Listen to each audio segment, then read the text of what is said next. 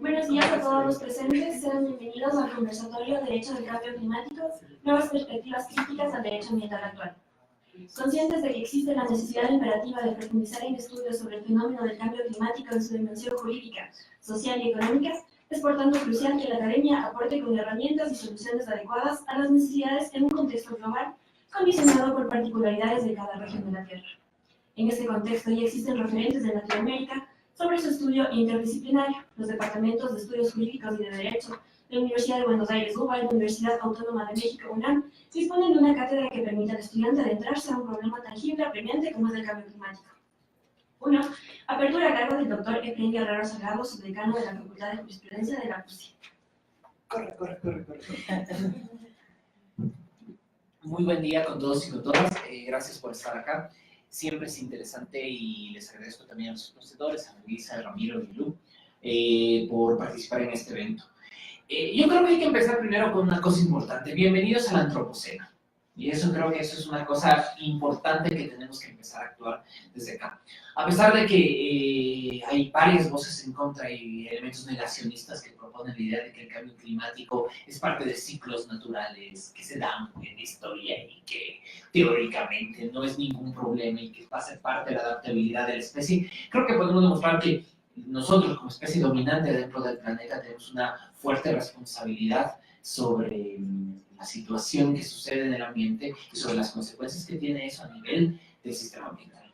Creo que hay datos que son espeluznantes. Ustedes pueden ver lo que está pasando respecto al uso de sobre el mar y los plásticos, que es una relación dolorosa, y en eso aquí tengo gente que hemos tenido gusto de trabajar en varios temas de derecho ambiental, que hemos visto la necesidad de hacer una limitación a los plásticos, especialmente los de altas densidades y que tienen baja capacidad biodegradable en el sentido de su capacidad para poder volver a ser parte de la biosfera de manera operativa.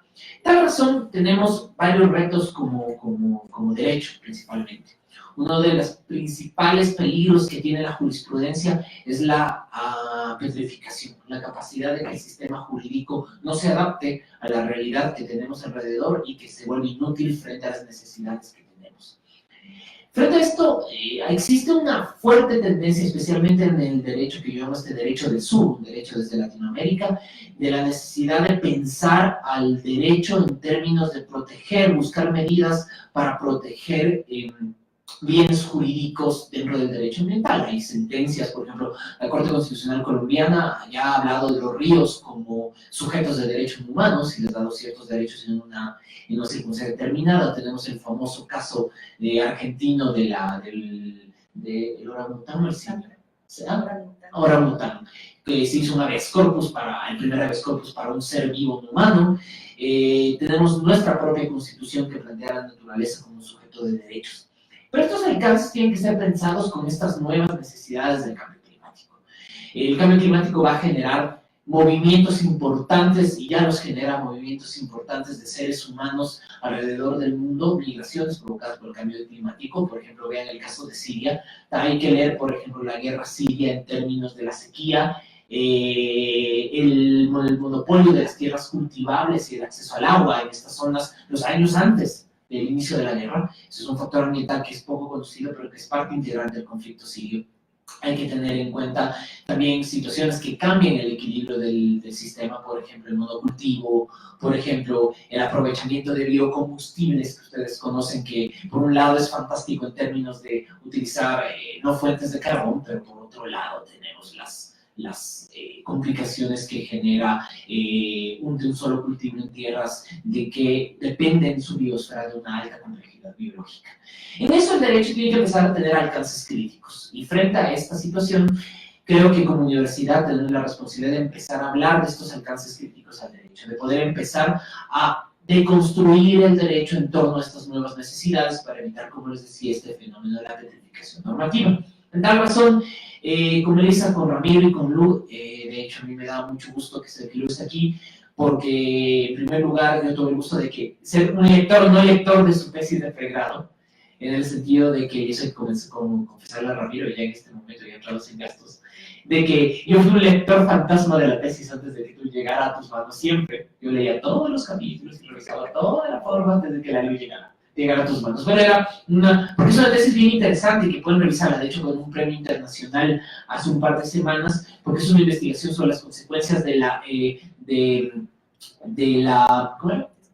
discriminación ambiental, en el sentido de la colocación de basureros, especialmente basurero del Inga, como un problema no solo de políticas públicas, sino de derecho ambiental. Nadie quiere tener un basurero cerca, pero todos necesitamos tener un lugar para manejar la basura. ¿Cómo generamos derechos para las personas que tienen que soportar este problema, por ejemplo?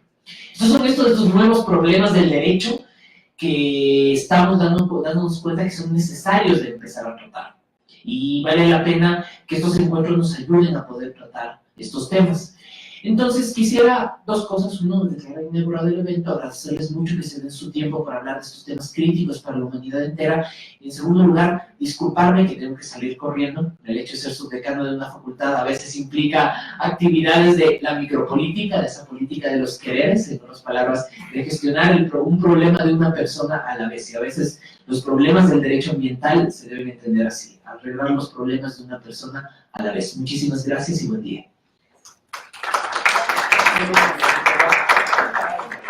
Agradecemos a nuestros auspiciantes, en esta ocasión a la especialidad y maestrías en políticas del cambio climático. Como parte del Departamento de Estudios Sociales y Globales de la Universidad Andina Simón Bolívar, oferta la especialización superior en políticas del cambio climático, biodiversidad y servicios ecosistemáticos. La maestría internacional de investigación en cambio climático, sustentabilidad y desarrollo y la maestría profesional en cambio climático y negociación ambiental mismas, que se caracterizan por su base interdisciplinaria y crítica. La Universidad Andina Simón Bolívar de Ecuador es la primera universidad de posgrados en Ecuador en ofertar estos programas. Muchas gracias a esta casa de estudio por su apoyo.